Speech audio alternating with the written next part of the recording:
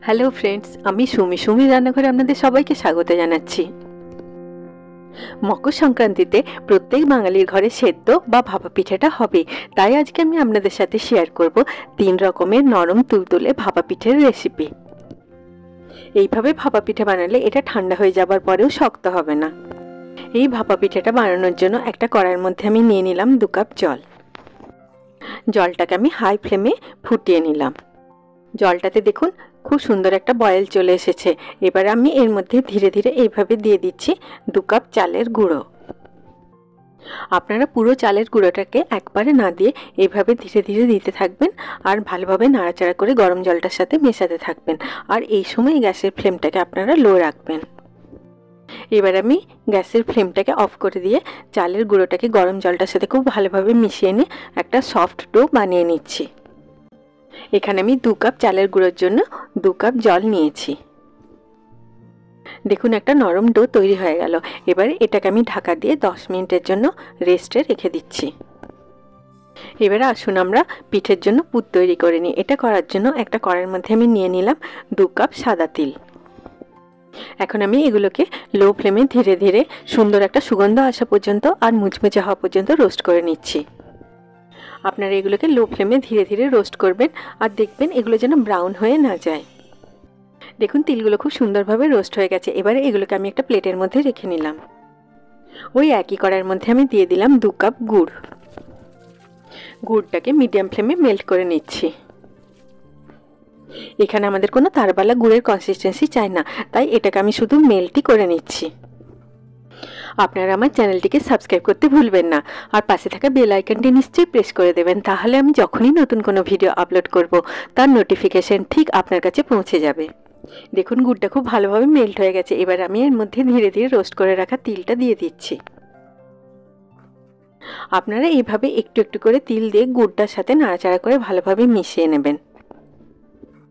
দেখুন তিলের পুরটা তৈরি হয়ে গেল। এবারে এটাকে আমি ঠান্ডা হওয়ার জন্য রেখে দিচ্ছি। এখন আমি নারকেল পুর বানানোর জন্য ওই একই কড়াইয়ের মধ্যে নিয়ে নিলাম 1 কাপ গুড়। গুড়টাকে মিডিয়াম ফ্লেমে আমি মেল্ট করে নিচ্ছি। দেখুন গুড়টা খুব ভালোভাবে মেল্ট হয়ে গেছে। এবার আমি এর মধ্যে দিয়ে দিচ্ছি 2 কাপ ফ্রেশ নারকেল কোড়া। এখন আমি নারকেলটাকে গুড়ের সাথে খুব ভালোভাবে মিশিয়ে নিয়ে মিডিয়াম ফ্লেমে কুক করে নিচ্ছি যতক্ষণ না এটা একটুখানি ড্রাই হয়ে যাচ্ছে। দেখুন নারকেল পুরো তৈরি হয়ে গেল আর এটার কনসিস্টেন্সিটা ঠিক এরকম হবে। এখানে আমি 3 রকমের পুর নিয়েছি, নারকেলের পুর, তিলের পুর আর খোয়া। আপনারা খোয়া বাড়িতেও বানিয়ে নিতে পারেন, নয়তো কিনে সেটাকে গ্রেট করে নেবেন।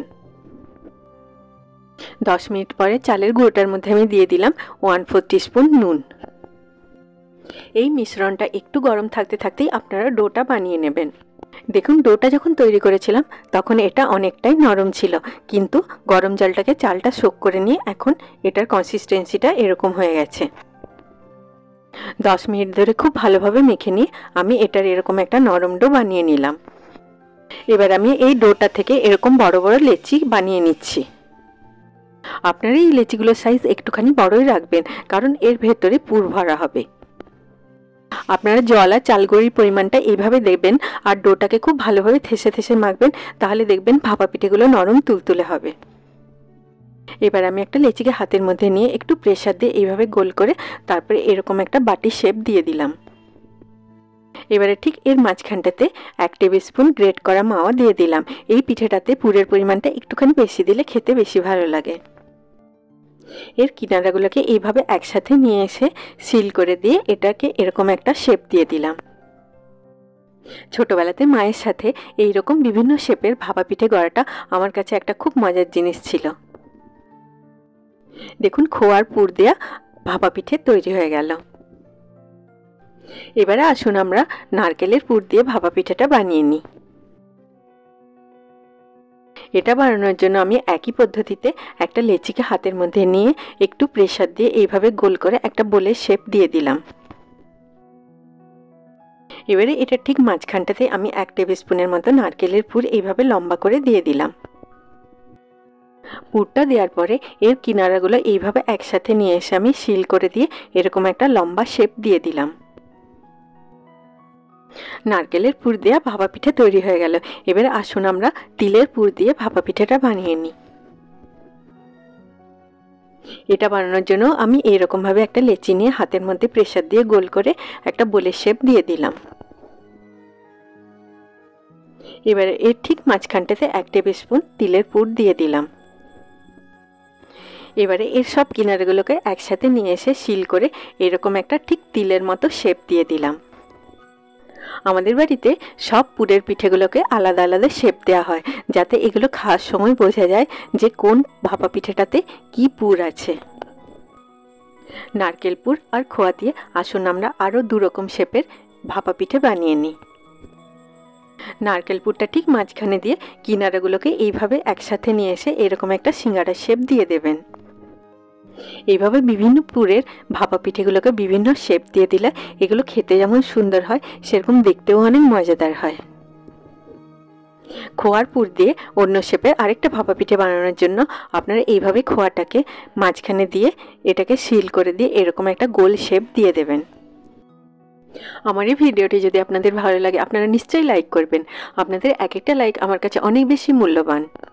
গোল করে নেবার পরে এইভাবে আঙুল দিয়ে চেপে একটা ডিজাইন বানিয়ে দেবেন। দেখুন 3 রকম পুর দিয়ে বিভিন্ন শেপের ভাপা পিঠে গড়া হয়ে গেল। এবারে আসুন এগুলোকে আমরা স্টিম করে নিই। স্টিম করার জন্য আমি একটা ডেকচির মধ্যে এইভাবে জল নিয়ে নিয়েছি। এবার আমি ফ্লেমটাকে হাই করে দিয়ে জলটাকে এইভাবে ফুটিয়ে নিলাম। জলটাতে দেখুন খুব সুন্দর একটা বয়েল চলে এসেছে। এবারে আমি এর উপরে রেখে দিলাম এইভাবে একটা স্টিমার। এবার আমি পিঠেগুলোকে এই স্টিমারটার উপরে রেখে দিচ্ছি। গরম জলের উপরে রাখার আগে এই স্টিমারটাকে আপনারা ভালো করে তেল বা ঘি দিয়ে গ্রিজ করে নেবেন, আর দেখবেন যেন তলার ডেকচির জলটা এই স্টিমারটাকে টাচ না করে। এবারে এগুলোকে আমি লো ফ্লেমে 10 মিনিট স্টিম করে নিচ্ছি। এই পিঠেগুলোকে আপনারা খুব বেশি স্টিম করবেন না, তাহলে এগুলো শক্ত হয়ে যাবে। আর পিঠেগুলো যখন স্টিমারে দেবেন তখন দেখবেন যেন একটা পিঠে থেকে আরেকটা পিঠে আলাদা হয়ে থাকে, নয়তো চিটে যাবে। দেখুন 10 মিনিট পরে পিঠেগুলো খুব সুন্দরভাবে স্টিম হয়ে গেছে। এই একইভাবে আমি সব পিঠেগুলোকে স্টিম করে নিচ্ছি। এই নরম তুলতুলে ভাপা পিঠে আপনারা পরিবেশন করুন নলেন গুড়ের সাথে। সবাই খুব ভালো থাকবেন। আবার আপনাদের সাথে আমার দেখা হবে আমার নেক্সট ভিডিওতে। Take care.